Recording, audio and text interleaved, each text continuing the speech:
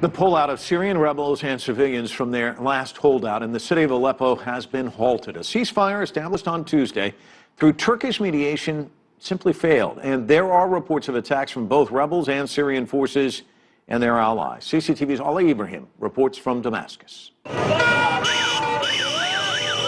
Celebrations proved premature. The battle for Aleppo is not over.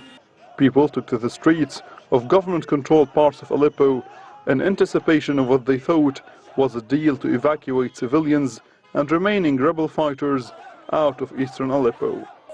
But the deal did not go through. Buses waited for hours, empty.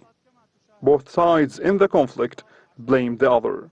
A Syrian military source tells CCTV that the deal fell apart when rebels refused to provide lists of those wanting to leave and kept changing the numbers of those leaving, starting with 2,000, then 4, then all the way to 10,000.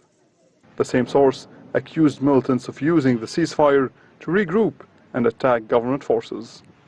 Meanwhile, government forces pushed ahead towards 3 districts that remain under rebel control: Al-Ansari, Mashhad, and As-Sukkari. Altogether make up around 2% of eastern Aleppo. Syria's military says it has already taken control of the other 98% of this region. The volunteer civil defense group, known as the White Helmets, accused the government of executing civilians in areas it recently took.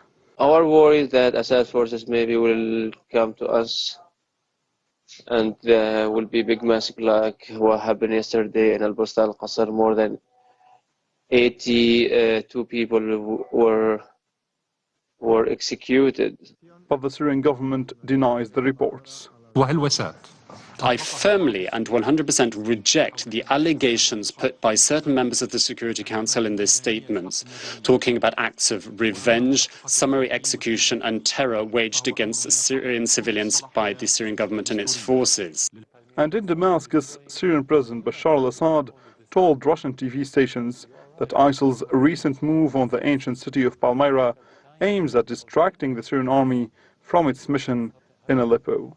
This is the response to what's happening in Aleppo, the advancement of the Syrian Arab army, and they wanted to make this, or let's say, to undermine the victory in Aleppo, and at the same time to distract the Syrian army from Aleppo to make it move toward Palmyra and stop the advancement. But of course, it didn't work.